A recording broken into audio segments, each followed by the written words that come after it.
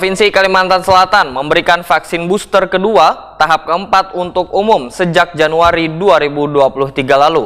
Bahkan sudah sekitar 10.000 dosis vaksin didistribusikan ke seluruh wilayah di 13 kabupaten kota.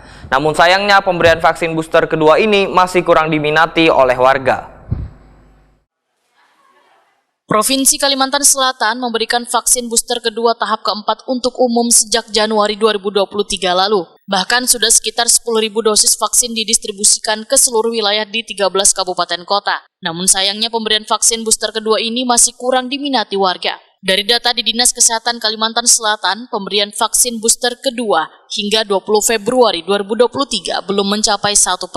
Kepala Dinas Kesehatan Kalimantan Selatan Dr. Diaudin Wetakoni Prima TV Baisukan Selasa 21 Februari 2023 memadahkan peningkatan pemberian vaksin booster kedua memang masih mengalami kelambatan jika dibandingkan dengan vaksinasi booster pertama. Diaudin menghimbau warga untuk tetap melakukan vaksinasi booster kedua sebagai upaya mewaspadai dan menjaga kekebalan imun tubuh bila kemungkinan kasus COVID-19 kembali melonjak di Banua. Diaudin meminta Dinas Kesehatan di kabupaten kota untuk mensosialisasikan pada warganya akan pentingnya pemberian vaksin booster kedua.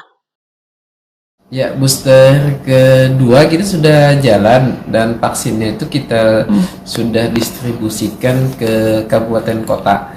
Nah, untuk stok vaksin saat ini mungkin saya nggak begitu hafal, tapi yang jelas waktu distribusi awal itu kita masih punya stok vaksin puluhan ribu stok. Nah, jadi sisanya saat ini nggak tahu lah karena distribusinya sudah mungkin semingguan sudah. Nah, cuma secara peningkatan yang divaksin memang pelan naiknya. Nah, ya masyarakat sudah menganggap ini tidak terlalu penting lagi mungkin. Cuma ini mumpung kesempatan ini kita mengimbau lah bahwa vaksin kedua ini masih penting karena kita tidak bisa tahu kapan COVID-19 ini akan menyerang kembali. Jadi lebih baik kita siap-siap duluan menjaga imun kita duluan sebelum itu terjadi. Sementara itu kasus COVID-19 terus menurun di Kalimantan Selatan. Bahkan hanya ada seorang pasien yang dinyatakan positif dan melakukan isolasi mandiri.